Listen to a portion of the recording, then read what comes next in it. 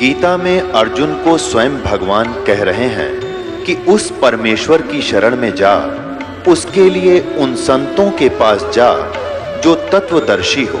इसी प्रकार हजरत मोहम्मद को उनका अल्लाह कह रहा है कि कोई और पूर्ण परमात्मा है, उसको पाने के लिए उन तत्वदर्शी संत की तलाश कर। वो प्रभु कौन है, ये जानने के लिए कृपया अवश्य सुनिए जगत गुरु तत्वदर्शी संत रामपाल जी महाराज के अमृत वचन। जितने भी हम जीव हैं, अपने कर्म से ज्यादा हम 3 ताप से ज्यादा दुखी हैं। और 3 ताप जब हट जाते हैं तो हम केवल कर्म भोग भोगेंगे, वो कम भोगने होते। जिस प्रकार वृक्ष के ऊपर एक पीली पीली बेल डाल दी जाती है, वह उसको सुखा दे से उसके अंश में खींचे जा सकते, वो 3 ताप के अंतर्गत है। और उसने वृक्ष ने अपना जो सुख दुख है वो तो जैसे हवा चलेगी और भाई गर्मी भी सतावेगी, तेज हवा भी चलेगी, डाली भी तोड़ देगी, कोई पशु भी खस जाएगा, ये दुख तो अलग है। परंतु जो 3, ये तो कर्म के दुख से, बाकी 3 ताप इस प्रकार हमारे ऊपर है, दैहिक, दैविक और आध्यात्मिक। तो ये है किसी के द्वारा उपरा करवा देना, कोई देवता का रुष्ट हो जाना, किसी की कढ़ाई ना मिली तो वह माता रुस जा। तो इस प्रकार के जो से ये ज्यादा दुखी होते हैं। उनके लिए सतगुरु महाराज के हमारी शरण में आ जाओ, हम प्रथम तय इस बेल न तार का बगा देंगे, वो थारा जो शोषण कर रही है वो खत्म कर देंगे। देवी देवता जो गरीब कोई कहे वरुण धर्म राय है, कोई कहते है ईश 16 कला सुभान गति, कोई कहे जगदीश से गरीब भक्ति मुक्ति ले उतरे, मेटन तीनों ताप मुमन के डेरा लिया, कह कबीरा बाप। गरीब दूध ना पीवे अनभख, गरीब दूध ना पीवे न अनभख, नहीं पालन झोलनते, अधर अमान ध्यान में कमल कला फोलनते। के ना तो दूध पीवे और ना को अंत खावे के थे जब छोटे से थे। और 5-7 दिन हो गए इस प्रकार, मां ने चिंता होगी कि यूं उमरेगा मुश्किल तो परमात्मा ने एक बच्चा दिया, और यूं इसे डंका हो गया ना कि मैं खानदार ना पीनता, और यूं थोड़े दिन में यूं मरेगा। बैठ कर रोन लागी, इमा दौर और के चारा हो से, आखिर में वह रोया करे। जब ये हालत मां की देखी तो उस समय कहता है कि आप चिंता मत करो, मैं मरण वाला को नहीं, ना मैं मरता और ना मैं पैदा होता, मैं तो अपनी मर्जी से सतलोक से आया हूं, और आप चिंता मत करो, मैं बिल्कुल ठीक ठाक रहूंगा। पर नहीं जची। कहते हैं फिर शिवलोक से खुद भगवान शंकर आए एक ब्राह्मण का रूप बनाकर। आ कहने बोले भाई के बात से भगत जी के रोना राना चल रहा था रे घर में। वह माई और साथ में वो भगत जी खड़ा था नीरू। कहने लगे जी के बताऊं, एक लड़का मिला है ऐसे और यूनात के मैं खानता ना पीनता या नो रो सब, इसकी माँ समझ लो। मुंह बोली माँ, नो बोला अच्छा, अरे यू मरेगा इस चिंता में। नो बोला शंकर भगवान यू मरण का को ना भाई, ये तो बेरा ना कह सकते, इसकी हम भी नहीं जानते, पर न्यो कर एक गौ मंगा ले। कबीर साहब ने बोले शंकर भगवान जी आते कि महाराज जी एक गौ मंगा लो, और जो नए दूध ना हो रही हो बाछड़ी का दूध पीऊंगा।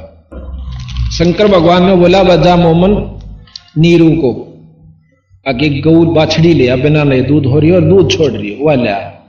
तो शंकर भगवान ने उसके ऊपर हाथ धर दिया और वह दूध देने लगी।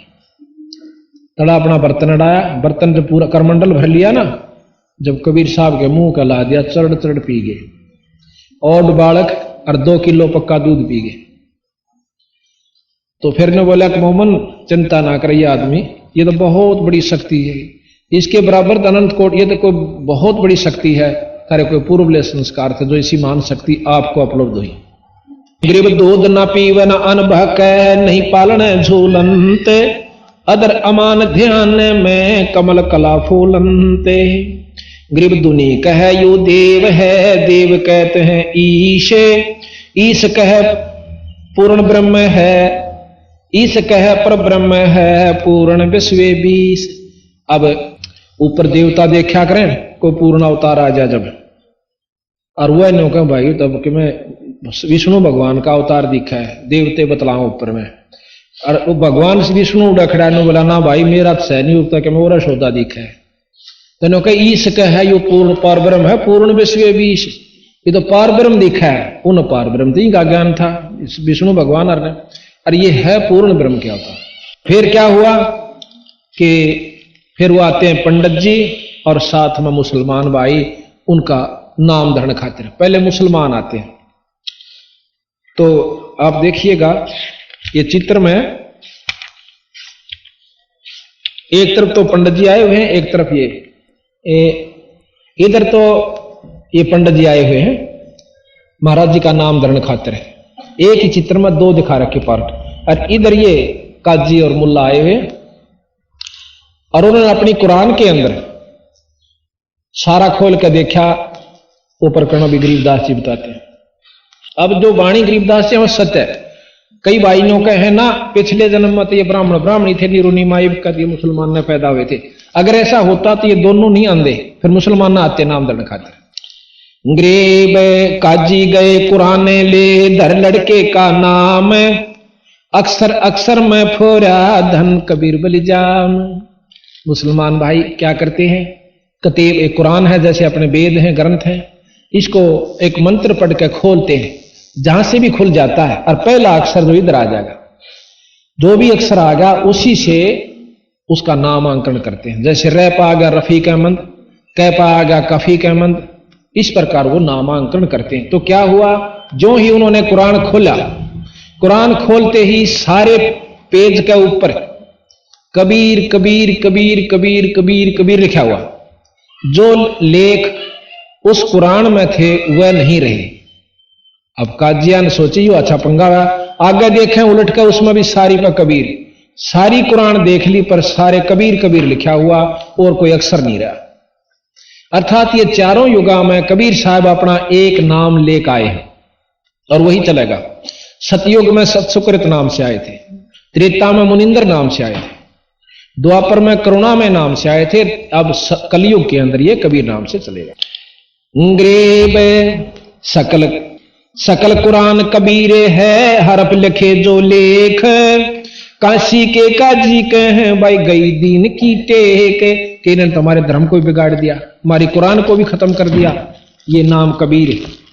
तो आखिर में वो कहने लगे कि भाई देखो ये कबीर नाम जो है बहुत पवित्र नाम से, और हम इस छोटी जाति के लड़के का कबीर नाम नहीं धर सकते।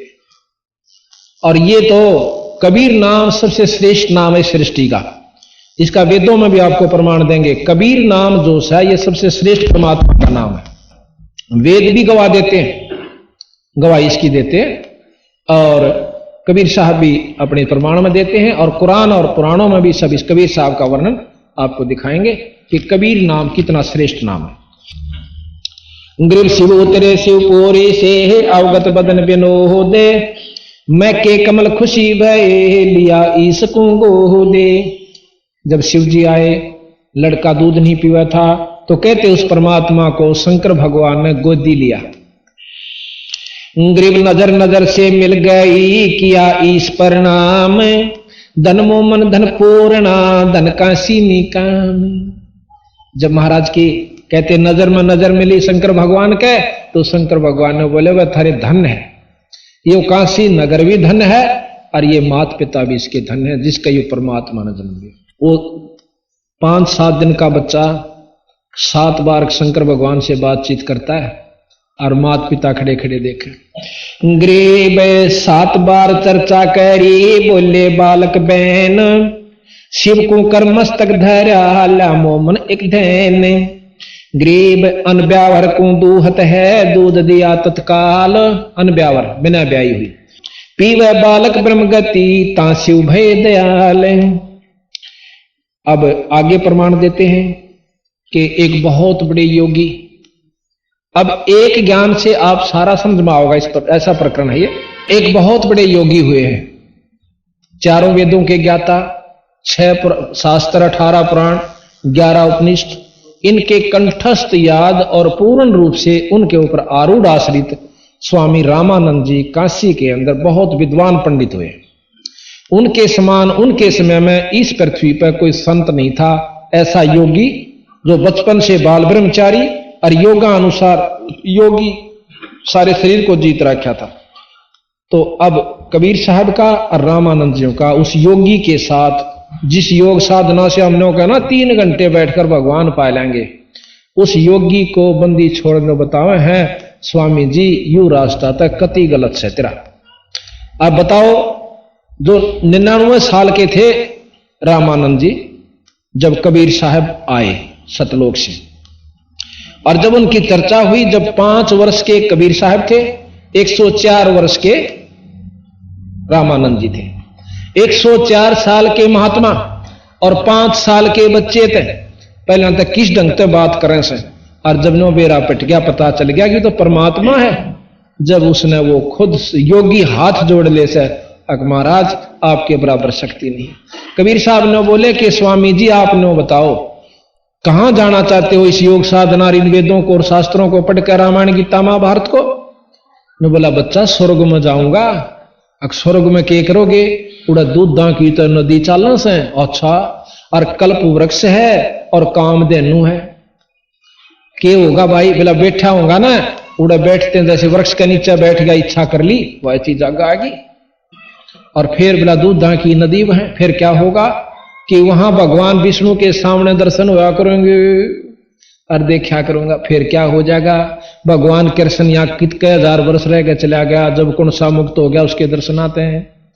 सारे को बदभाई सारे जो न जूता पेटे उसते, और वहां अगर दर्शन करते भी रहोगे तो कई साल तक रहोगे। नो और बता दो, वो तो बच्चा अपनी कमाई पर निर्भर करता है, जितनी मैं यहां से करके ले जाऊंगा उतने दिन तो रहूंगा। फिर कहां होगे स्वामी जी?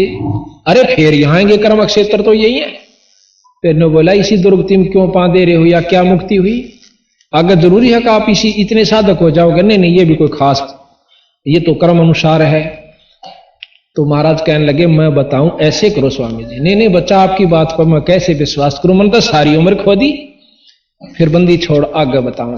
अब प्रकरण चलता है कि जब रामान कबीर साहब 5 वर्ष के हुए, एक शिव पुराण का पाठ कर रहा था एक प्रचारक, उसके पास बंदी छोड़ जाते हैं और जाकर वो कह रहा है कि शंकर भगवान सबसे महान है, इन्हीं से सबकी उत्पत्ति हुई, ये पूर्ण ब्रह्म है, ये पार ब्रह्म है, ये सबके रचयिता है, ये तीनों देवता इन्हीं से उत्पन्न हुए। अब अगले दिन सुनते हैं महाराज कबीर साहब बताते हैं कि एक विष्णु पुराण का वर्णन कर रहा था, विष्णु पुराण का। अभी तो उसमें कहा कि विष्णु भगवान सबके रचयिता हैं और उसी से ब्रह्मा उत्पन्न हुए, उसी से शंकर जी उत्पन्न हुए, ये सब उन्हीं की कलाएं हैं। तीसरा उन्होंने सुना ब्रह्मा पुराण। ब्रह्म पुराण के अंदर बता रखा था कि ब्रह्मा ही सारी सृष्टि के दाता हैं, रचयिता हैं। ये ब्रह्मा विष्णु और शंकर तो इसके अंश हैं। तो इस प्रकार कबीर साहब जो रामानंद जी के शिष्य थे उनके साथ गोष्ठी करते हैं। कहने लगे भगत स्वामी जी बात ऐसे है, आप जो विष्णु पुराण का जो जिक्र कर रहे हो, मैंने शंकर पुराण भी, शिव पुराण भी सुना था, उसमें लिखा हुआ है विष्णु भगवान जो है, शंकर भगवान विष्णु भगवान के अंश है और ब्रह्मा जो है विष्णु से उत्पन्न हुआ। ये देखो आपके सामने ब्रह्मा जो है नाभि के, विष्णु की नाभि से कमल से उत्पत्ति दिखाते हैं और शंकर भगवान नीचे लेटे हुए, ये पूरा ले लीजिए, नीचे शंकर भगवान लेटे हुए हैं और विष्णु जी अपनी शक्ति उनको प्रदान कर रहे हैं शंकर भगवान को, और ये इधर ब्रह्मा जी नाभि में कमल में है। अब शंकर पुराण में यह बताया गया कि शंकर भगवान से ही विष्णु और ब्रह्मा की उत्पत्ति हुई, कि शंकर भगवान से ही सारी सृष्टि की रचना और विधि बता रखी है। तो अब शिव पुराण में ये, विष्णु पुराण में लिखा है कि शंकर भगवान तो इनके अंश है और विष्णु भगवान ही सारा कुछ करता धरता है, यही पूर्ण परमात्मा है, सारी सृष्टि के रचयिता है। और फिर आगे लिखते हैं 3 लोक के भगवान है। अब इन 3 लोक के भगवान मानना है कि ये सारी सृष्टि के रचयिता माने जो अनंत कोटि ब्रह्मांड के। तो रामानंद जी का जो शिष्य था उसके सैकड़ों उपदेशक वहां बैठे हुए, उनसे बात करी। तो उस रामानंद के शिष्य को, ऋषि को, रामानंद जी वैसे शिष्य बनाते नहीं थे, उनको बाणा देते थे और पूर्ण रूप से जिसको शास्त्रों का ज्ञान हो जाता था उसको दिया करते। तो वो सहम जाता है। नो बोला जी आप कौन है बच्चा? वो 5 साल के, और वो जो प्रचार करे वो कम से कम 40, 45, 50 साल के। तू कौन है बच्चा? मैं जुल्हे का लड़का हूं। क्या नाम है? कबीर है। आपने नाम कहां से लिया? कि आपने कहां से लिया स्वामी जी? कि रामानंद जी था। कौन से रामानंद जी? अरे रामानंद जी को नहीं जानता? यहां काशी के अंदर जिसके 52 दरबार और 1400 शिष्य बन चुके हैं, ऋषि शिष्य। ओहो, कबीर साहब कहने लगे अरे उन्हीं से मैंने ले रखा नाम। तो वो शिष्य जो रामानंद का ऋषि था शिष्य, वो एकदम ताली पीटा है, सुनो भाई सुनो, देख झूठ पेल रहा, रामानंद जी तो इनकी शक्ल भी ना देखे नीच जाति वाले की, और ये कहता मैंने नाम ले रखा। ऋषि गुरु जी ने बताऊंगा स्वामी जी को, और तेरी शामत आओगी बेटा, चल तू यहां तो बात, क्यों उनकी जवाब तो आया नहीं उनको, उल्टा उसके ऊपर होगा अपनी बात टाल गया। अब जाकर ऋषि जी ने बताई स्वामी जी तक, स्वामी जी ऐसे ऐसे एक चुल्हे का लड़का, और आपको नो कहा मैं तो आपका शिष्य हूं। अब रामानंद जी ठाई लाठी, अक मेरा, और नीच जाति के मैं दर्शन भी नहीं करता। अच्छा उससे पहले जैसे महाराज प्रकट हुए थे ना, थोड़ा प्रकरण और दें आपको। अभी आपने देखा था ना ऋषि एक तरफ बैठा था जब तालाब के ऊपर, ये रामानंद जी का शिष्य था, अष्टानंद इसका नाम था, अष्टानंद।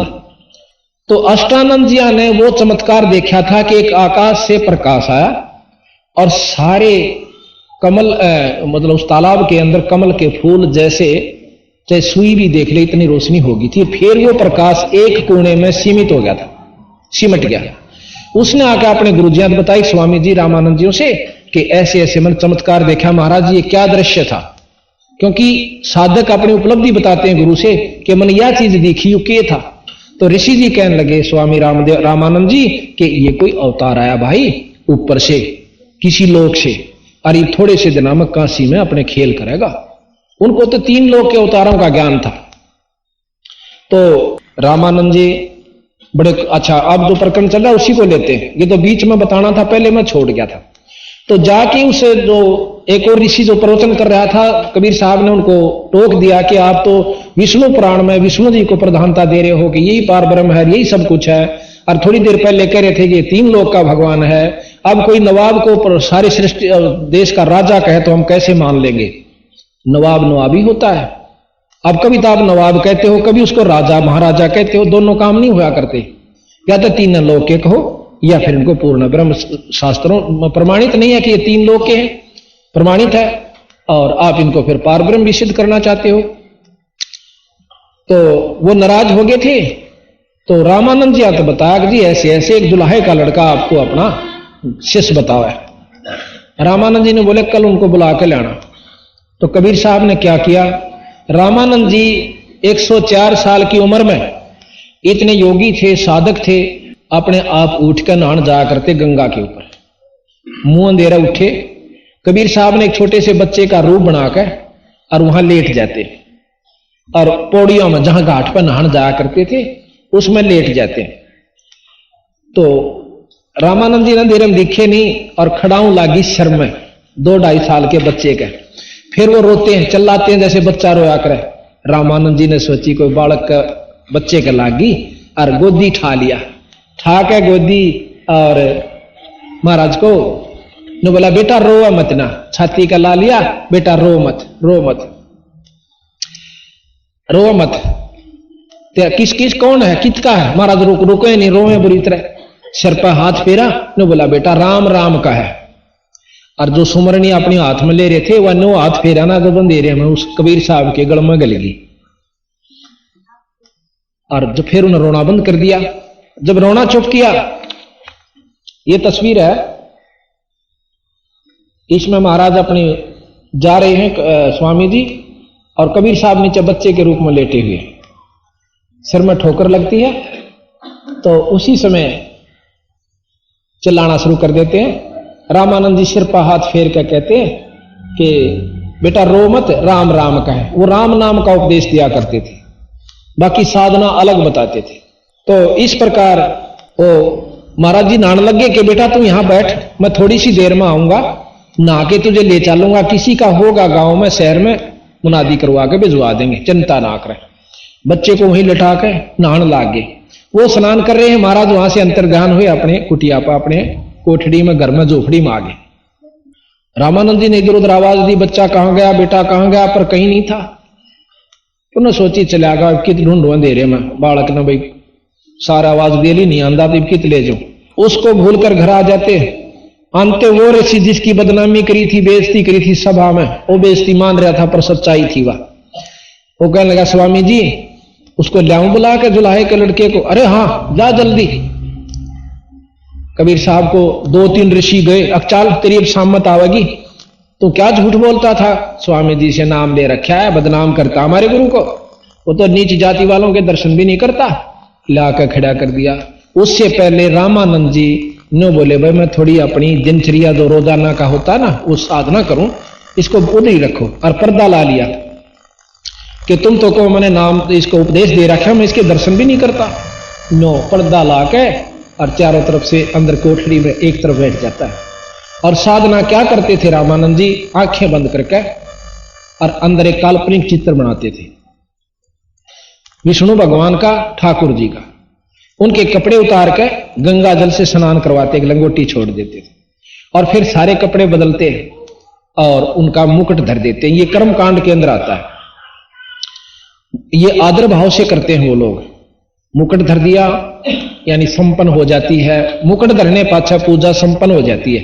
पर उस जन गलती से माला डालनी भूल गए गले में, और माला नहीं डाला, कंठी जो होती है, तो वह पूजा अधूरी है और मुकुट तार नहीं सकते। अब समस्या ये होगी रामानंद जी के मन में कि आज किस मनहूस के दर्शन करे थे कि मैं, मेरी पूजा खंडित क्यों हुई, इतना विचार कर रहे हैं। और ऊपर से माला गालन की कोशिश करें, वो मुकुट में फंस जाए, अंदर नहीं आंदी। अब कबीर साहब बाहर बैठे, 5 साल के बच्चे, न बोले स्वामी जी, और स्वामी जी की न हुई कि गुंडी खोल लो इसकी, माला की पाछे या गालने नाड़ खोल लो इसको, और खोल के नो बांध दो उल्टिए, पूजा खंडित ना होगी, मुकुट नहीं तारना पड़ेगा। अब रामानंद जी ने सोची, अको तेरा बुलाओ, कोई मूर्ति बाहर नहीं, अंदर मैं जो कल्पना कर रहा हूं, और वो जो की तो यूं बच्चा बता रही, और भी तो मोलड बैठे हैं 14 से, न कोई सन बिना ज्ञान इस बात का, हर ही न गणे दिन हो गए नाम लिए ने। तो वो जान गए कि तो भाई बहुत को सुती चीज से। कहते उस समय ज्ञान इसका नाम है भगत जी। रामानंद ने नो नहीं सोची कि मैं पंडित और 104 साल का, 5 साल का बालक, और इतनी सभा में, और इस तरह हार मानो, ये ज्ञान का परिचय होता है। उसने अपना ज्ञान नहीं देखा, ना मान देखा, परमात्मा खड़ा दिखा उसने सामने, जिस रूप में वो उपासना किया करता, विष्णु रूप में बंदी छोड़ के दर्शन हुए अंदर उसने। और उसी समय डोडी पर्दा दूर भगा और लीने कंठ लगा, गरीब दास गुजरी बहुत जब बदन बदन मिला। न बोले जुलाहे दुनिया, तो उसने जुलाहा के, और फिर उस छोरे ने ठाक छाती का ला लिया उस रामानंद ने। नो कदे बीती तो बहुत अगर दुनिया के कहेगी, पर उस समय अपना उसने दुख दिखा कि काल नहीं, परमात्मा आ रहा, बावना बन के भी आया था वो, यानी उसने वो ज्ञान आया, छोरे के छाती का लगा लिया। और वो खड़े खड़े नूक से उसके चेले कि यूं क्यों करा गुरु जी ने नाश कर दिया। फिर कहने लगा भी एक बात तो मान ली आपने, जो आपने कही हुआ मैंने बिल्कुल सत्य मान ली, और इसके तो कोई भी नहीं समझ सकता, जो आपने मेरी अंदर की बात को पकड़ लिया। तो पर एक बात बता कबीर, अखा जी तने या झूठ क्यों बोल दी कि मैंने आपसे नाम दे रखा? अक नहीं स्वामी जी, ये सत्य है कि कल सवेरे, आज सवेरे जब आप नहान गए थे अखा, तो मैं वहां पैड़ियां पर लेट रहा था, और आपकी खड़ाऊं लगी मेरे सिर में, और मन ने रो पड़ा। आप बोले बेटा राम राम कहा कर, और यह माला गाल दी मेरे गल में, वह माला काट के दिखा दी। और वो अपनी माला उसने सोची कि तो खोगी होगी। अरे वो तो छोटा सा बच्चा था, 2-2.5 साल का, तू इतना बड़ा कहां से आ गया? अक नहीं महाराज, मैं छोटा ही था, उड़े बड्डा तो मैं यहां हो गया, नो क्यों कर हो गया, जब ही दूसरा रूप बना के दिखा दिया बंदी छोड़ने। अक महाराज देखियो, इतना था मैं। अब नोन भी खड़े हैं, और रामानंद जी की कुटिया के खटोले पे एक 2.5 साल के बच्चे का रूप बना के फिर लौट जाए। अब रामानंद जी 6 बजे नो देखे, हर 6 बजे नो देखे, नो बोले भाई ठीक है, जो की तुम बात से। अब देखो ये तो बड़े रूप में कबीर साहब खड़े हैं, क्योंकि 5 साल के लड़के पहले बहुत तगड़े हो जाया करते थे, 600 वर्ष पहले की बात से पूरे तगड़े। 12 साल के का तो ब्याह कर दिया करते थे। और यहां तो महाराज पूर्ण रूप बड़े हैं, और ये छोटा सा बच्चे के रूप में ये और लीजिए, ये रे, ये 2 रूप बनाए। और ये ऋषि जी खड़े खड़े देखा, और चेले चपटे नरे खड़े थे। तो इस प्रकार रामानंद जिया का भ्रम दूर किया। फिर आगे योग विधि बतावे, अगर लाओ समाधि कहां तक जाओगे इस योग विधि थे, तो बंदी छोड़ 5 साल के बच्चे 104 साल के योगी को ये समझा रहे हैं। अब पहले हम शुरू से करते हैं। ग्रीब भक्ति दरावड़ देसे थी, यहां नहीं एक रंच, ओत भूत की धावना पाखंड और परपंच। काशी के अंदर इतनी बदमाशी फैला रखी थी अनजान व्यक्तियों ने, ऊत भूत की धावना पाखंड और परपंच, पर उन सबसे श्रेष्ठ रामानंद जी का पंथ था। तो उसमें कहते हैं कि द्राविड़ देश से आए थे रामानंद जी, ताकि यहां पर पथभ्रष्ट लोगों ने असली यथार्थ ज्ञान को वेदों के गुम कर दिया है। वहां उन्होंने अपने 52 दरबार और 4 संप्रदाय चला रखी थी। कबीर रामानंद जी ने मतलब बहुत श्रेष्ठतम वहां के उस समय के सबसे श्रेष्ठ संत थे, ऋषि थे, और उनको बंदी छोड़ना पकड़ा। बाकी तो आप पे फेल थे, जब वो फेल हो गए थे। ग्रीव रामानंद आनंद में काशी नगर मंजारे, देश द्राविड़ छोड़ कर आए पुरी विचारे। पुरी कहे नगरी को, काशी पुरी विचार के वहां पर आए, ताकि वहां चलना चाहिए। यही विचार जो मैंने आपको अभी बताया था कि यहां पाखंडी लोगों ने पाखंड फैला दिया। ग्रीव योग युक्ति प्राणायाम कर जीता सकल शरीर, त्रिवेणी के घाट पर अटक रहे बलबीर। अब ग्रीव तीर्थ व्रत एकादशी, गंगोदक स्नान, पूजा विधि विधान से सर्व कला सुर ज्ञान। अब रामानंद जी क्या कहते हैं महाराज जी कि द्राविड़ देश ने छोड़कर काशी में आते हैं, और प्राणायाम योग युक्ति, जोग यानी साधना से, युक्ति कहें साधना, योग योगियों की तरह योग युक्ति प्राणायाम करे। प्राणायाम कहते हैं कि ऐसे बैठकर इस सांस से अंदर खींचे और दूसरे में आगे छोड़ दे, और फिर उसको रोककर थोड़ी देर, उसको कुंभक कहते हैं, फिर इसी से वापस लेवे और दूसरे में आगे छोड़ दे, एक पूर्ण प्राणायाम हो जाता है। ये कई प्रकार के प्राणायाम होते हैं, और कई ऐसे होते हैं उनके नाम अलग से, खींच लिया फिर छोड़ दिया, फिर खींच लिया फिर छोड़ दिया, उससे ज्यादा गर्मी बढ़ जाती है। तो ये से योग विधि अपनी मनमुखी नहीं करनी चाहिए, इनसे बात खराब हो सकता है शरीर। तो महाराज ने कहा कि योग युक्त प्राणायाम कर जीता सकल शरीर, और ब्रह्मचारी थे बचपन से, और नौके त्रिवेणी के घाट में वह अटक रहे बलबीर। आगे जाके 3 रास्ते बन जाए, त्रिकुटी 10वां द्वार पार करके 3 रास्ते बन जाते हैं, और 3 रास्ते में एक तरफ तक योगी चले जाते हैं, वहां कोई नहीं सुनता, वहां साधकों को ठाठा के फटाफट भेज दिया जाए विष्णु लोक वालों को विष्णु लोक में, और दूसरे साधक से जो मनमुखी थोड़े बहुत साधना करे उन्हें ठाकर 88,000 खेड़े बना रखे वहां भेज दिया, और जो सही साधक हैं वो 10वें दो ब्रह्मरंध्र को पार करने की कोशिश करते हैं। लेकिन महाराज कहें वहां पर पहुंचना सबके बस की बात नहीं है। कहते हैं ब्रह्मरंध्र के द्वार को खोल लेता है कोई एक, और द्वारे ते फिर जाते हैं ऐसे बहुत अनेक। तो यहां महाराज कहें गरीबदास जी, ग्रीव तीर्थ व्रत एक, ग्रीव योग युक्त प्राणायाम कर जीता सकल शरीर, त्रिवेणी के घाट में वह अटक रहे बलबीर। ग्रीव तीर्थ व्रत एकादशी, तीर्थ भी करा करते, व्रत भी करा करते, ग्यास के व्रती रहा करते थे एकादशी का, और गंगोतक स्नान, गंगा में स्नान किया करते। यानी जिस तीर्थ को जाने के लिए हम यहां से स्पेशल जाते हैं और व्रत करते हैं और गंगा में स्नान करते, ये सारे काम सारी विधि एक योगी भी किया करता, जो कबीर साहब के आगे नतमस्तक होया। तो इस एक ज्ञान तय हम समझदार हैं, तो ये बात पकड़ लेनी चाहिए कि इन साधना तय हम पूर्ण मुक्त नहीं हो सकते जब इसे ऋषि नहीं हो सके। अब महाराज कहते हैं कि 5 वर्ष के जद भये काशी मंज कबीर, गरीबदास अजब कला ज्ञान ध्यान गुण थीरे। गुल भया काशी पूरी अटपटे बैन बिहंगे, गरीबदास गुणी थके है सुन जुल्हा प्रसंग। के महाराज की बात न सुनकर वो बूढ़े बूढ़े विद्वान भी चक्कर काट गए। गुणी थके सुन जुल्हा प्रसंग। गृह बै गुल भया काशी पूरी अटपट बन विहंग। गरीबदास गुनी थके सुन जुल्हा प्रसंग। रामानंद अधिकार सुन जुल्हा अक जगदीश। दास गरीब लंबना ताही नवा वत्सीश। रामानंद को गुरु कहे पर तन से नहीं मिलाते। दास गरीब दर्श बहे पेड़ लगी जो लात। अब बंदी छोड़ कहते हैं गरीबदास जी कि रामानंद अधिकार सोने जुल्हा अक जगदीश। दास गरीब बिलम नहीं ताही नवावशीष।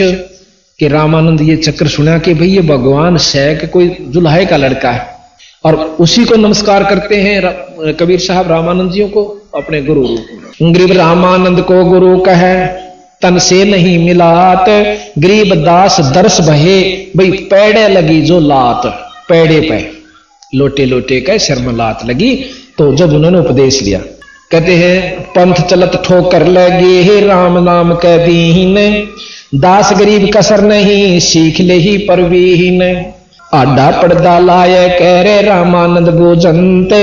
दास गरीब कुलंग छवि ही अदर धौर कूदंते। शुरू में रामानंद जी ने छो मारा करड़ी त्रियां और पर्दा ला रहा कि खबरदार तनाज के बाद मेरे को गुरु कहा। कैसे कहता है गुरु पर बैठ जा मैं थोड़ी साधना कर लूं। साधना करें पाछा जब भीतर महाराज ने अंदर की बात उसकी बता दी उनके पांव पकड़ लेते। कौन जात कौन पंथे है कौन तुम्हारा नाम। गरीबदास आधीन गति ही बोलत है बलिजाम। अब रामानंद जी पूछते हैं कि तो नीच जाति का है और तू मेरे को गुरु कहता है। तो बंदी छोड़ते ने बोले तू कौन से कौन तेरी जात है और कहां का रहने वाला है तेरा कौन पिता है। तो बंदी छोड़ महाराज कहते हैं गरीबदास जी बंदी छोड़ कबीर साहब बोले जात हमारी जगत गुरु परमेश्वर है पंथ। दास गरीब लिखत पढ़ मेरा नाम निरंजन कंत। अब महाराज ने बोले कबीर साहब कि भाई मैं जगत गुरु तो मेरा हमारी जात से सारी सृष्टि का मैं गुरु और परमेश्वर मेरा पंथ। अब परमेश्वर शब्द को समझिए आपने विद्वानों की भाषण भी सुने होंगे पर हम विद्वान नहीं है। हमने अंतःकरण को खोजा अपने को जो खोजना चाहिए था और जब जिसने अंतःकरण खोज लिया वो शास्त्र आप पर सुलझ जाकर उसमें घनी आंट नहीं लग दी। आंट उनका लगा जिसने अंतःकरण नहीं देख रखा अपनी साधना नहीं कर रखी उसका आगे एक एक अक्षर अड़ता चला जाता है। परमेश्वर किसे कहते हैं हमने ये शास्त्र सत्यार्थ प्रकाश देखा। इसमें स्वामी कहते हैं दयानंद जी महर्षि दयानंद जी कि परमात्मा जो से निराकार है उसका कोई आकार नहीं वो ब्रह्म रूप में है और एक परमात्मा अनेक परमात्मा नहीं होया करते वो कोई आकार में नहीं आता। आप विचार करिए ईश कहते हैं भगवान को। ईश बहुत है ईश और ईश्वर उस भगवान का भी भगवान वर माने पति मालिक ईश्वर। ईश्वर यानी ईश्वर का ईश्वर भगवान का भगवान ईश्वर संधि छेद कीजिए आप। ईश जमा में वर ईश्वर। जगदीश कहो जगत का भगवान और जगदीश्वर कहो उस जगदीश के भी परमात्मा यानी दो भगवान तो हो गए ना। ये खुद स्वामी एक तरफ तो कहते हैं ब्रह्म एक है उसका कोई दूसरा भगवान नहीं है और खुद आप लिखते हैं हे परमेश्वर। ये सत्यार्थ प्रकाश आपको दिखाऊंगा कि ये श्याम यजुर्वेद खोल रखा स्वामी जी ने वो भी आप देख लीजिए पढ़ लीजिए। उसमें लिख रखा हे परमेश्वर तू सबका चेतन है सब तेरे से काम चली हुई है सब जीवों का आधार है। परमेश्वर कहां हुआ जब एक परमात्मा है तो ईश बतेरा था।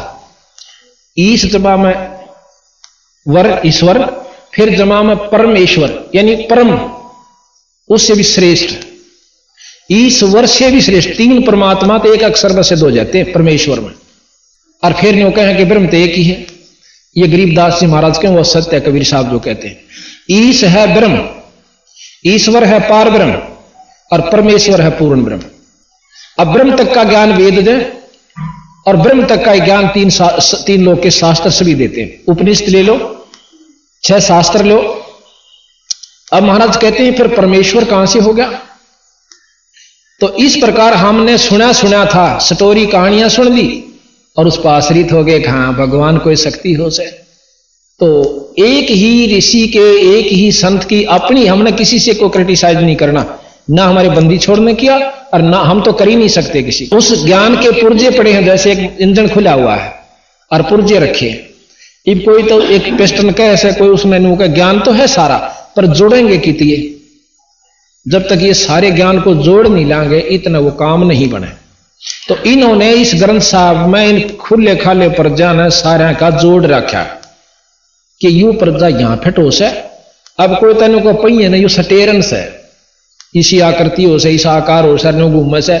अब सटेरन न पहिया कहें से तो वो कहें जाओ और भी हाँ भर लेंगे उसकी, दिन नहीं बेरा। और जिसने ज्ञान होने का बीरा यू तो सब पहिया और यू सटेरन और हो से इस डाल का पहिए का इंजन नहीं होता, इंजन में कुछ और चीज होती। यानी इन्होंने सब वेदों को, शास्त्रों को खोल कर इस ढंग से जोड़ रखा से इस ग्रंथ साहिब। निंदा नहीं करी इन्होंने किसी की, यथार्थ बात बताई। तो यहां क्या है? जात हमारी जगत गुरु हो, परमेश्वर है पंथ, मेरा रास्ता परमेश्वर का है। परमेश्वर माने पूर्ण ब्रह्म का। ब्रह्म तक वेद शास्त्र हमें ज्ञान देते हैं, पर ब्रह्म का ज्ञान नहीं है। अक्सर जरूर याद है कि कोई पर ब्रह्म शक्ति है, और इस तक ऊपर पूर्ण ब्रह्म का ज्ञान सतगुरु महाराज देते हैं। सबसे ऊपर किस जहां तक वेद ज्ञान दें उसको सत्य माना, वेदों को बंदी छोड़ना गलत नहीं माना। बाकी सरलार्थकर्ताओं ने, भाषा भाष्य करने वालों ने अपने हिसाब से इनका भावार्थ बनाया, उसके ऊपर आपत्ति की जा सकती है। क्योंकि एक ही दोहे को तीन महर्षि खोले और आपस में नहीं मिलता उनका। सरलार्थ मिल सके पर भावार्थ नहीं मिलता, भावार्थ का ही रोड़ा सारा। उन्होंने उसको निर्गुण ही सिद्ध कर दिया, और ऐसे भी जय शंकराचार्यों ने किया, उसको निर्गुण और सरगुण दोनों को माना है ब्रह्म को, कि ब्रह्म से उत्पत्ति सारी मानते, ये भी ब्रह्म, ये सारा जीव भी ब्रह्म से ही है। तो सरगुण निर्गुण दोनों रूप में ब्रह्म है, आकार में भी हर निराकार में भी। जात हमारी जगत गुरु हो, परमेश्वर है पंथ, दास गरीब लिखत पर है, मेरा नाम निरंजन कंत। निरंजन ब्रह्म, ज्योत निरंजन, ये ब्रह्म तक की उपलब्धियां हैं, ब्रह्म तक के नाम हैं। तो कहते हैं मैं निरंजन कंत या निरंजन हूं। निरंजन को तो ये बहुत ऊंची शक्ति मानते हैं यहां वाले महर्षि जो कह रहे थे रामानंद जी। बालक दुल्हे का छोरा, और इतनी ऊंची बात कहते ना, शर्म नहीं आती। 2 कौड़ी का जीव और बन बैठा भगवान, बहुत बुरी तरह गाड़ देते हैं, मतलब गुस्से हो जाते हैं रामानंद जी। रे बालक सुन दुर्बोधी ही, घटमट नहीं अकारे, दास गरीब दर्द लगा जब हो बोले सर्जनहार। बड़ा दुख माना रामानंद जी ने कि यू बन बैठा सर्जनहार, अपने आप को नहीं होगा मैं परमात्मा हूं। तो फिर महाराज कहते हैं अब उलाने से दिया करने, तो बिला मोमन का था गेलड़, मोमन यानी एक जुलाहा तने मुसलमान उठा के लाया और बात बनावे तो भगवान की, नो कहे ना गेलड़ फलाना साधो कड़ा देखा है ना आज बनी बैठे। तो इस तरह उलाने से दे से रामानंद जी कबीर साहब को, तुम मोमन के पालवा तेरा जुल्हे के घर बाश, दास गरीब अज्ञान गति ही एता दृढ़ विश्वास। मान बड़ाई छोड़ के बोलो बालक बहन, दास गरीब अधम मुखी ही एता तुम गुट पहन। रे बालक बुद्धि तोर गति ही कूड़ साख ना बांडे, दास गरीब हदिस कर नहीं लेवेंगे डांडो। बंदी छोड़ने, और बंदी छोड़ को कहते रामानंद जी कि इसी बोली बोली बात ना कह, घनी ऊंची बात मत ना बोले, इस अपने जो है ना मान बड़ाई ने छोड़ के तू असली असली बात बता। गरीब तरक तलु से बोलते हैं रामानंद सुर ज्ञान, दास गरीब को जात है आखिर नीच निदान। छो माँ करने बोले तुम छोटी जाति का और को जाते, और तू भगवान बन बैठा और वो भी निरंजन।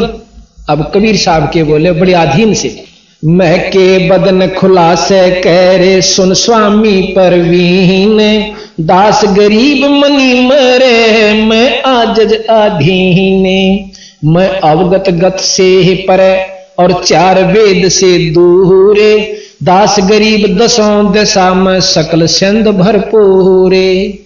अब कबीर साहब कहते हैं मैं इस 4 वेद से ऊपर हूं, पूर्ण ब्रह्म हूं, पर यहां भी व्यापक हूं। अब यहां फिर संशय हो गया आपका, अब व्यापक किसे कहते हैं? हम बिल्कुल साधारण भाषा से आपने कति मोटे मोटे उदाहरण ऋषि जचा देंगे जो विद्वानों के भी मतलब काबू में आप नहीं आए होंगे। कोई तो कहता परमात्मा निराकार रूप में सर जगह व्यापक से, उसका कोई आकार नहीं, कोई लोक नहीं, ऐसा नहीं हो सकता। ऐसा कहने से अगर कोई ये कहता है तो ये वेद भी फेल हो जाते हैं और सब उपनिषद भी फेल हो जाते हैं, शास्त्र भी फेल हो जाते हैं। फेल करने का किसी एक मनुष्य का अधिकार नहीं है। गरीबदास जी ने किसी शास्त्र को फेल नहीं किया, पर उनकी पहुंच बताई कि यहां तक ये बात ठीक है। और कोई कहता है कि वो तो आकार रूप में भी है और निराकार रूप में भी है। अब इस बात को कई भाई नहीं मानते कि आकार और निराकार क्या शक्ति होती है। अब कई मानते हैं कि जैसे विष्णु जी आकार में भी है, निराकार रूप में भी, वही ब्रह्म है। ब्रह्म तो वैसे जीव भी है, क्योंकि ब्रह्म का अंश है। अब विष्णु भगवान तीन लोक के परमात्मा है और उनकी शक्ति यहां पर व्यापक है। विष्णु आकार में भी है और निराकार में भी है। किस प्रकार?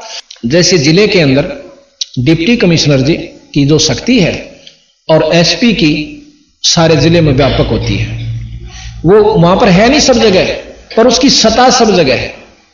जिले के कण कण में व्यापक है और वो है अपने या तो कार में होगा का अपनी कोठी में का दफ्तर में, यानी तीन स्थानों पर वो रहे, यानी कहीं भी और अपने दफ्तर में समझो या घर पे, और है यहां भी, पर यहां उसकी शक्ति है, वो नहीं है। और कोई लोग का डीसी सही नहीं, उसकी शक्ति है तो उसने कति इनकम्प्लीट नॉलेज है, पूरा ज्ञान नहीं है। अब यहां हम कैसे, जैसे अभी कबीर साहब ने कहा मैं भी यहां व्यापक हूं, और ब्रह्म भी कहते हैं कि ब्रह्म भी व्यापक है। हां, मुख्यमंत्री राज्य में पूर्ण रूप से व्यापक है, आकार में भी निराकार रूप में भी, इसमें कोई शक नहीं। और इसके बाद प्रधानमंत्री भी इस राज्य में भी व्यापक है, डीसी के क्षेत्र में भी व्यापक है, और अपने और जिलों में भी और राज्यों में भी प्रधानमंत्री व्यापक है, उसकी सत्ता व्यापक है और वो है अपने स्थान पर। इसी प्रकार अब जैसे कहा कि मैं सर्वव्यापक भी हूं और सतलोक, इन चार वेद से बाहर भी हूं, यानी पूर्ण ब्रह्म हो और यहां भी व्यापक हूं, मेरी शक्ति यहां पर भी है। जैसे प्रधानमंत्री की शक्ति यहां भी है और डीसी की भी है और मुख्यमंत्री की भी है, तीनों की सत्ता यहां पर। अब जैसे जीरो का बल्ब चसा हुआ है, उसका चांदना हो जाएगा, 60 का चार्ज तो उसका कम हो जाएगा, पर है उसका भी काम चल रहा 60 वाले तो ज्यादा।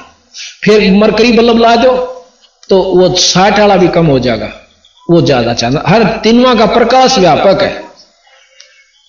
इसी प्रकार दिन निकलने के बाद फिर इन बल्बों की कोई वैल्यू नहीं रहती। इसी प्रकार पूर्ण ज्ञान हो जाने से, पूर्ण परमात्मा की शरण में आ जाने से अब इनकी व्यापकता खत्म नहीं हो सकती।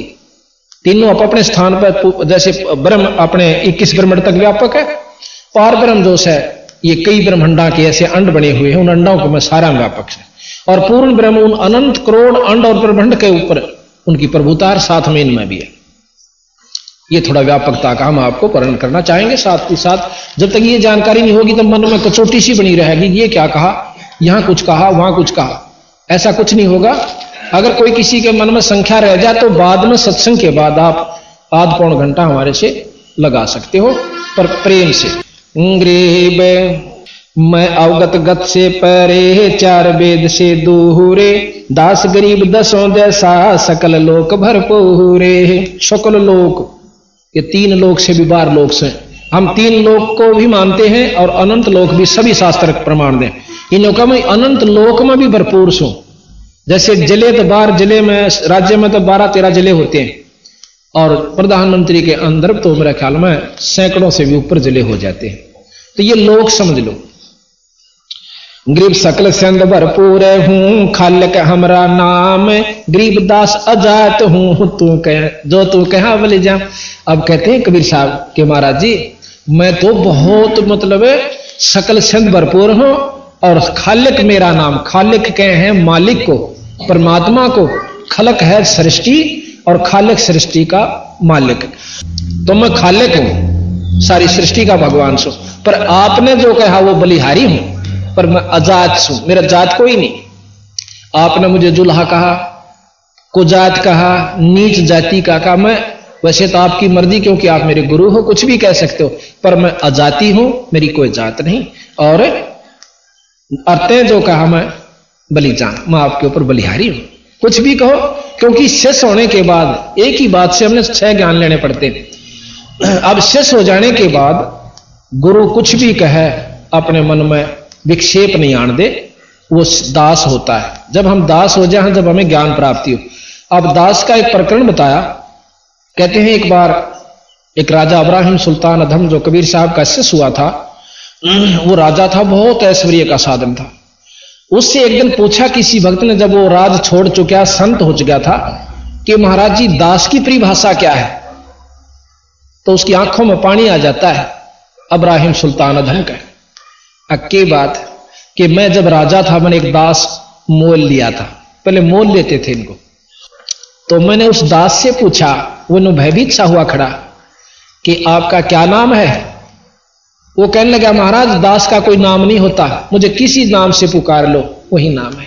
मुझे ढेड कहो, मुझे काला कहो, दांतवा कहो, मुझे कुछ भी कहो, महंगा कहो, मैं उसी नाम से आपके आगे खड़ा रहूंगा। मेरा कोई उज़र नहीं कि आपने न्यू क्यों कह दिया। बोला मेरी बात, मेरे हृदय में बड़ी कंच हुई है बात।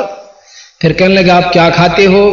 वो पूछा था इस ढंग से कि भी जो खाओ तेरा उपलब्ध करवा, क्यों वो बेचारा कई जगह पिटका रहा था। दास पहले कई जगह रह चुका था, उनकी बहुत बदसलूकी हो चुकी थी, पीठ भी दिया करते थे, उनके बच्चा ने भी कूट देते थे, उनके बच्चे जो जिसके पास हो रहता था। पर वो बच्चे भी जाकर अपने माता पिता को उजर करते हैं एक दिन। तो वो लड़का जो राजा का था, वो और राजा का प्रमाण दिया उसने कि वहां जाकर के उसने सुना कि अपने माँ बाप ने बताया है, और बच्चे का नाराजगीकरण खातिर माँ बाप भी कह दे बेटा मैं पीटूंगी। उसने राजा के लड़के ने, तू ना रोए, और वो सुना था। आकर उस राजा के लड़के ने उसकी माँ का भी बुरी तरह लठ मारे और अच्छी तरह पीठ दी गोड्या तला घेर के। और वो लड़का खड़ा खड़ा देखे, माँ तो न्यू कहती मैं पीटूंगी, और माँ पिट रही है। फिर रोने लगी, बैठ कर बोली कुछ नहीं। इतना हृदय विदारक दृश्य देख कर वो दास यथार्थ में दास बन गया था। तो वो कहने लगा महाराज दास ने की कोई इच्छा नहीं हुआ करती, जो दे दे वो खा लो। आप जूठा टूक दोगे वो भी खाऊंगा, आप कहोगे थाली चाट ले मैं थाली भी चाट लूंगा, मेरी कोई इच्छा नहीं है। और फिर कहने लगा मैं तू करता क्या है? जो आपका हुक्म होगा वही मैं करता। तो दास की ये परिभाषा होती है। तो यहां महाराज कहते हैं गृह बे सकल छंद भरपूर है, खालक हम सकल छंद भरपूर हूं, खालक हमरा नाम, गरीब दास अजाते हूं, ते जो कहा बलि जान। एक नंदी छड़ आपने जो कहा गुरुजी वो मुझे बलिहारी हूं, मैं आपके ज्ञान के ऊपर, आपके हुक्म के ऊपर, क्यों मैं आपका शिष्य हूं। जात पात मेरे नहीं, नहीं बस्ती नहीं गांव, गरीब दास अनीन गति ही ना कोई हमरा नाम, नाद बिंद मेरे नहीं, नहीं गुदानी गाते, गरीब दास शब्द सजा नहीं किसी का साथे, गरीब सुन स्वामी सतभाक हूं, झूठ नहीं हमारे रंचे। देख कितनी गहराई की बात की सतगुरु महाराज ने। कौमी धरणी आकाश में मैं व्यापक सब ठोरे, दास गरीब नहीं दूसरा हम समतुल नहीं ओहरे। न बोले बंदी छोड़ गरीब कबीर साहब कि सारी सृष्टि में, पानी में, हवा में, सब जगह मैं व्यापक हूं शब्द रूप में। और मैं सच कहता हूं मेरे बराबर इस पृथ्वी पर कोई शक्ति नहीं है। पर यकीन कैसे हो अब बताएंगे। हम पानी हम पावन हैं, हम अग्नि धरण आकाश, गरीब दास तत् पांच में हम ही शब्द निवास। अब यहां प्रमाण दिया सतगुरु महाराज ने कि हे बंदी छोड़, मैं ही पांचों तत्वों के अंदर शब्द रूप में व्यापक हूं। अब शब्द कितनी महान शक्ति है, ध्यान से सुनिएगा। अब 5 तत्व हैं, आकाश, वायु, अग्नि, जल तथा पृथ्वी। ये 5 तत्व हैं। इनका एक एक गुण है। आकाश का गुण है शब्द। अब आकाश का इस ज्योत निरंजन ने, काल ने चारों तरफ से हमारे को बंद कर रखा है। ये सारा ब्रह्मांड जो है एक अंडे की तरह बंद है चारों तरफ से आकाश से। और इतना मजबूत आकाश का, वहां पर आकाश सबसे बड़ी शक्ति है। जैसे पवन की शक्ति है आकाश से दूसरे नंबर पर, एक 20 पाउंड हवा और 200 मन ट्रक के लोड नगु में ठाए फिर जाएगी हवा, थोड़ी सी हो से। और पवन आकाश उससे भी ज्यादा मजबूत होता है। जितना सूक्ष्म पता तो चला गया उतना ही ज्यादा मजबूत होता है। आकाश की प्रकृति जो है बहुत तगड़ी है। तो आकाश जो है शब्द गुण है आकाश का, चारों तरफ से बंद कर रखा है। अगर चारों तरफ से बंद नहीं होता तो यहां कोई किसी की आवाज नहीं सुन सके था। चारों तरफ से इतना बंद है कि उसको कतई कोई उसमें सुराख नहीं। अब हम ऐसे भी करते हैं ना, ये भी हम आवाज आ रही है, ये उसी की वजह से है। जैसे स्पीकर का पर्दा फट जावे तो आवाज नहीं आती, फुसर फुसर करके बंद हो जाता है। इसी प्रकार चारों तरफ से ब्रह्मांड को 21 ब्रह्मांड तक को इसने बंद कर, फिर एक अंड को बंद कर रखा जिसमें ब्रह्मा विष्णु महेश और हम सब रोक रखे इस निरंजन ने। उसके बाद ऐसे ऐसे कई अंड है और पूरे फिर सारा ब्रह्मांड 21 ब्रह्मांड तक भी ऐसे इसने बंद कर रखा। तो इस प्रकार ये शब्द गुण है आकाश का। दूसरा पवन, पवन का गुण है सप्रस। जैसे हवा चलेगी तो न्यू पता चलेगा कि इधर से आवा है, कान्ना का लागी। शब्द गुण जैसे सुरसराट जो होता है वो शब्द गुण पवन का नहीं है, वो आकाश का है। आकाश की वजह से शब्द हो रहा है उसमें, अपना गुण से उसमें सप्रस। अच्छा, तीसरा तत्व है फिर अग्नि। अग्नि का अपना गुण है रूप। अब जैसे कोई चीज दिखाई दी तो ये प्रकाश की वजह से दिखा ना, हमने दिखा कुछ नहीं। तो अग्नि का जो गुण है वो रूप है और भकड़ भकड़ बड़े आवाज करती है, ये शब्द गुण का होता है। आकाश का गुण शब्द की वजह से वो भकड़ भकड़ जो शब्द सुन रहे हैं, ये आकाश का गुण उसमें साथ विद्यमान होता है। और जो आंच लागे से ये सप्रस, ये पवन का, उसका अपना गुण केवल वो होता है, रूप है। अब इसमें तीनों गुण आगे, शब्द, सप्रश और रूप। अब है जल। जल के अंदर रस है। आवाज जैसे ऊपर तो पड़ेगा, गदड़ गदड़ की आवाज आवा है। बाल्टी में पानी पड़े है तो पानी का तो रस है, मीठा खारा जैसे महसूस होता है। उसका अपना रूप जो दिखे से वो अग्नि का गुण है। और आवाज जो आ रही है वो शब्द का, और ठंडा ताता सीढ़ा लाग गया है, ये वायु का गुण स्पर्श की वजह से। इसमें 4 गुण हो गए। 5वां गुण है पृथ्वी का।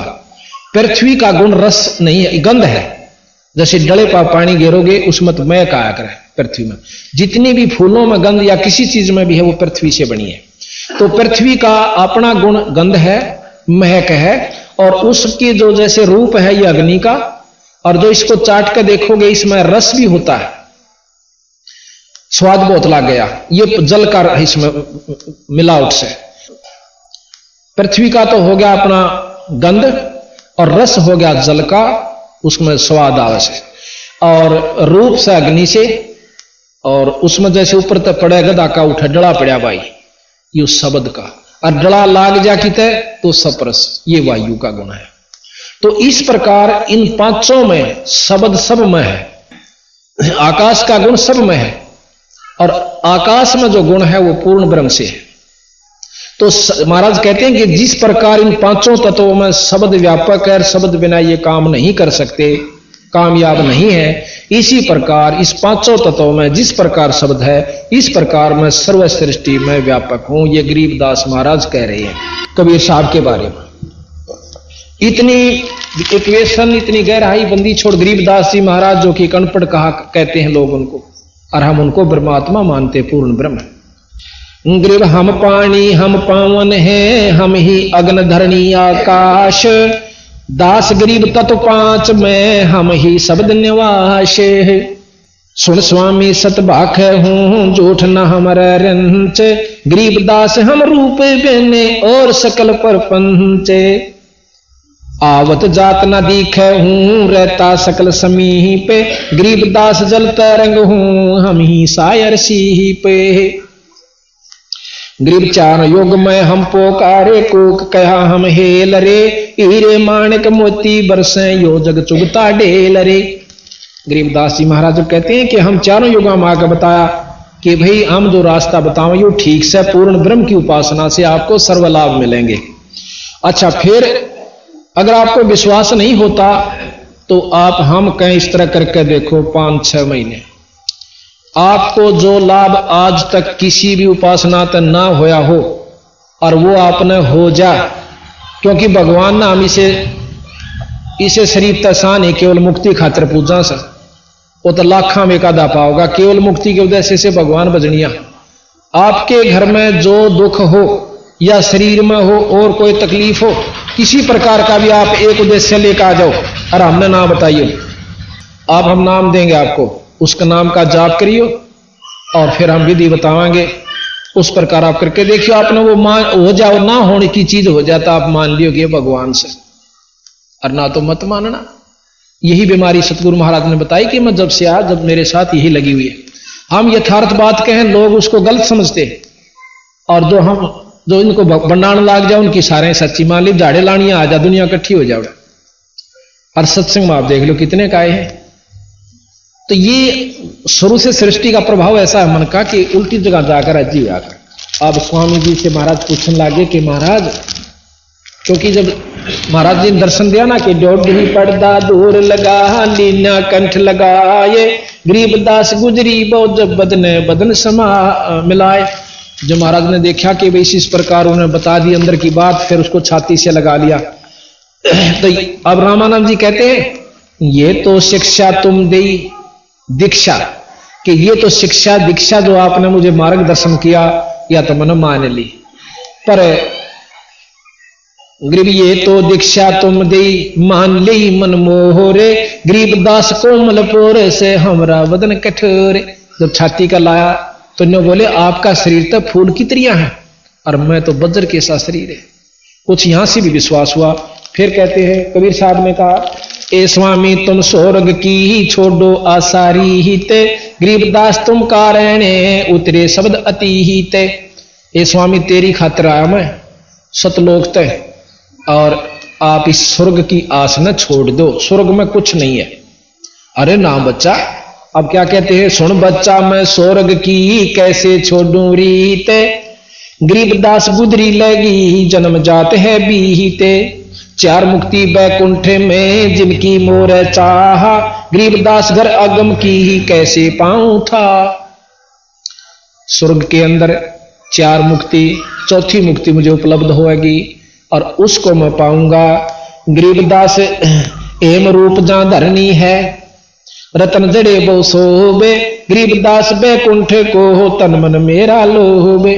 कि वहां पर हेम रूप, हेम कहते हैं बर्फ, सफेद, विष्णु का लोक बहुत सफेद है, बहुत साफ है।